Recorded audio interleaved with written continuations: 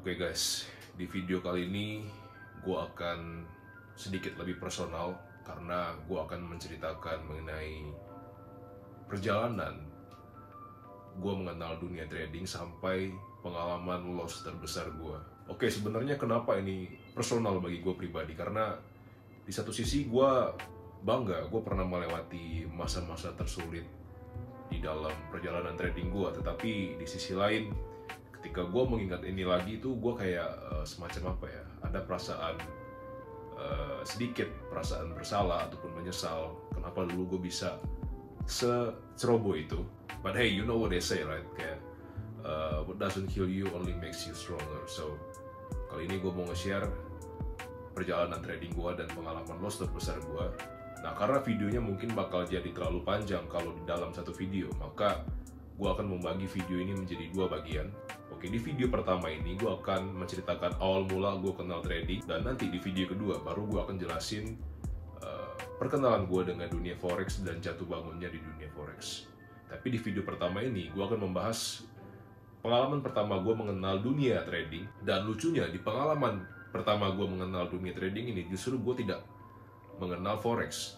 Gue masuk ke instrumen yang mungkin pada heboh ya sekitar beberapa tahun yang lalu, yang banyak orang di penjara itu, yaitu binary option. Dan loss terbesar gue pun sebenarnya banyak gue alamin dan banyak gue dapatkan ketika gue berkecimpung di dunia binary option.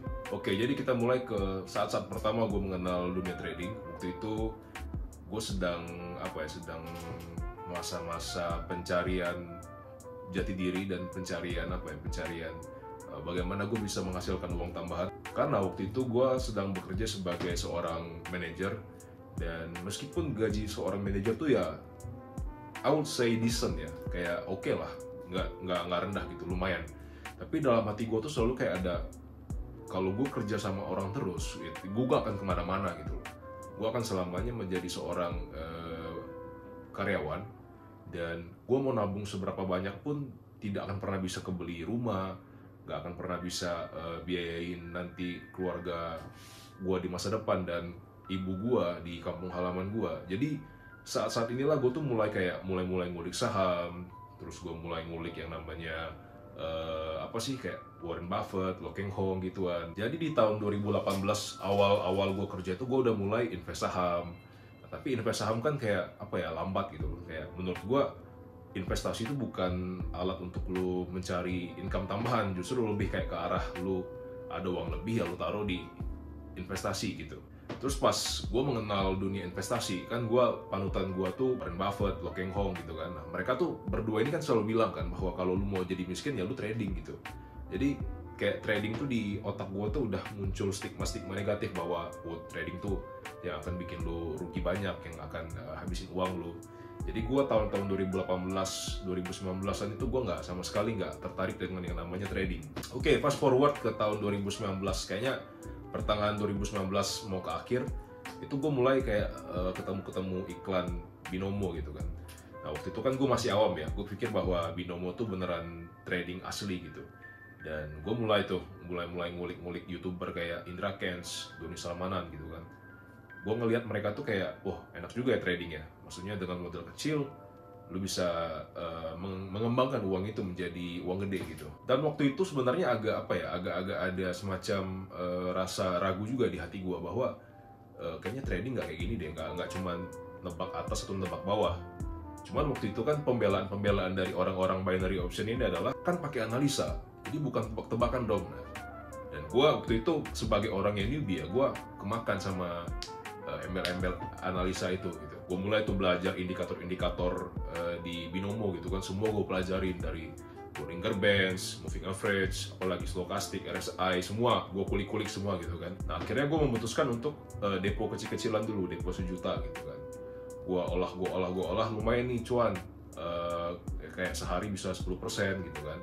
Nah, tapi ya namanya kalau lu udah masuk ke dalam dunia binary option tuh pasti lu tuh jadi orang yang tamak gitu. Lu dilatih untuk menjadi orang yang tamak. Ketika lu loss, lu nggak mau loss, lu diajarin kompensasi, akhirnya lu lipat-lipatin terus tuh jumlah bet lu dan akhirnya lu loss doll gitu kan. Jadi mulai dari 1 juta loss, 1 juta loss gitu kan. Gue mulai kayak apa yang salah nih gitu kan. Gue belajar Dan ternyata setelah gue pikir-pikir, oh gue terlalu tamak gitu kan. Simpel banget, oh gue terlalu tamak gitu.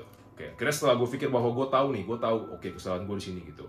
Gue mulai tuh awal 2020 tuh kayak gue seriusin kan, kayak gue depo gede sekitar 5 juta atau 10 juta gitu kan. Gue olah, lumayan nih guys. Karena di pikiran gue kayak uang 5 juta kalau sehari gue dapat 1% aja udah lumayan gitu kan. Nah, tapi yang tidak pernah gue pikirkan adalah gue tuh sebenarnya psikologi gue tuh kacau guys. Karena ketika lu loss di binary option itu tuh lu diajarin untuk kompensasi, itu satu. Terus kedua, beda utama antara binary option dan real trading adalah kalau di binary option risk and rewardnya tuh minus guys. Jadi kalau lu lossnya 1%, tapi kalau lu win, lu cuma win 0,85%. Nah, gimana cara lu bisa grow akun lu kalau risk and reward lu aja minus gitu, ya kan? Dan itulah yang waktu itu tidak gua sadarin gitu. Gua masih berpikir dan membela diri bahwa gue bisa cuan asalkan win rate gua tinggi gitu. Tapi setinggi-tingginya win rate pun, lu pasti akan ketemu yang namanya losing streak guys. Nah, jadi mulai nih, gua ketemu losing streak yang cukup parah, gue gak terima, kompensasi habis guys. Gue depo lagi 10 juta gitu kan, depo 10 juta, gue olah, tiap hari profit nih, gue bikin ke Excel gitu tuh, Excel, jadi setiap hari gue tambahin 1% tuh ujung-ujungnya akhir tahun gue punya uang berapa miliar gitu kan. Memang halu sih gue dulu. Nah tapi hal yang gak diinginkan terjadi ketika gue waktu itu mau kompensasi, kalau nggak salah tuh gue mau kompensasi sekitar 500.000 gitu ya. Gue salah klik guys, gue salah ketik. Jadi harusnya 500.000 malah jadi 5 juta. Jadi habis tuh 5 juta, ternyata loss kan. Jadi uang gue yang awalnya 10 juta tinggal 5 juta, itu kan gue kayak nggak terima banget guys, ya kan. Kalau kalian di posisi gue pasti kalian ngerti nih, gue nggak terima, gila uang gue hilang 5 juta saat ini juga gitu. Akhirnya langsung gue all in kan sisanya kan, gue all in dan akhirnya loss guys. Gue ingat banget kejadian ini tuh terjadi 1 hari sebelum gue ulang tahun. Jadi bayangin nih, harusnya besok lu ulang tahun tuh lu pikiran lu happy gitu kan, kayak happy. Tapi apa yang terjadi? Malah uang gue hilang gitu. Gue ingat banget perasaan gue waktu itu, kayak gue cuma bisa duduk diam, kayak kepala gue panas, keringetan, gue nggak tahu kenapa. Pokoknya panas lah, keringetan gitu kan. Terus gue nggak bisa tidur, gue nggak bisa makan, dan wah itu bener-bener kegagalan gue yang kayak pahit banget gitu kan. Nah, akhirnya gue mulai kayak ngambil keputusan untuk healing dulu, stop dari trading binomo gitu selama 2 bulan, 3 bulan. Terus pas gue balik lagi, gue tuh berpikir kayak kalau gue mau balikin loss gue yang sebelumnya, gue nggak bisa main kecil-kecil gitu. Akhirnya gue ambil keputusan untuk gue langsung deposit 20 juta guys. Gue deposit 20 juta dan kalian tahu, gue langsung bet all in di satu candle guys. Mungkin gue masih simpen videonya. Dan itu bener-bener gila banget guys. Lu depo uang 20 juta dan lu langsung bet all in dalam satu posisi 20 juta. Itu jantung gue tuh kalau bisa loncat dari badan gue, dia bakal loncat sih dari badan gue. Dan tahu nggak hasilnya apa? Gue win. Oke, gue win. Loss gue sebelumnya balik dan gue udah seneng gitu kan. Bahkan temen gue waktu itu, gue telepon langsung kayak, Frank, ini gue barusan bet 20 juta dan win gitu loh. Dan dia langsung bilang, lu gila Fit, lu gila. Lu harus istirahat, lu jangan main lagi, dia bilang gitu. Tapi di sini, here's the thing gitu loh. Ketika lu udah pernah win, itu nggak mungkin lu bisa berhenti gitu loh. Lu pasti bakal mikir bahwa ini bisa jadi sumber mata pencaharian gue gitu. Akhirnya lu depo lagi gitu kan, lu main lagi, lu loss lagi. Waktu itu gue depo lagi 10 juta loss, 10 juta loss. Dan ujung-ujungnya apa yang terjadi? Loss gue tuh malah jauh lebih gede daripada loss gue sebelumnya. Bahkan kalau gue hitung-hitung tuh gue bisa loss around 40-50 juta guys dari binomo. Dan itu benar-benar kayak pengalaman yang bikin gue down. Tapi gue gak cerita ke siapa-siapa, gue mengalami hal ini sendirian aja. Dan ya kayak gue pikir kayak masa depan gue gimana ya kalau kayak gini. Soalnya gue kan orang yang tipe yang yang sangat-sangat hemat dalam mengeluarkan uang. Gue nabung gitu kan, dari kerja gue nabung, terus uangnya habis kayak gini aja gitu. Di waktu itu yang gue pikirkan adalah gimana caranya supaya gue bisa bangkit lagi secara mental. Dan sempat ada pikiran untuk gue mau balik lagi ke dunia binomo, tapi untungnya gue sadar guys bahwa selamanya gue gak akan pernah bisa cuan di dunia yang sebenarnya udah against you gitu loh. Peraturannya udah against you, terus ditambah lagi nggak lama setelah gue lolos itu mulai tuh ditangkepin satu-satu kayak Indra Kents, Doni Salmanan, yang ternyata kayaknya bukan dari trading binomo gitu, tapi kayaknya dari afiliasi uang orang yang loss mereka ambil gitu. Nah itulah yang menyadarkan gue untuk oke, kayaknya kalau di binomo nggak lagi deh.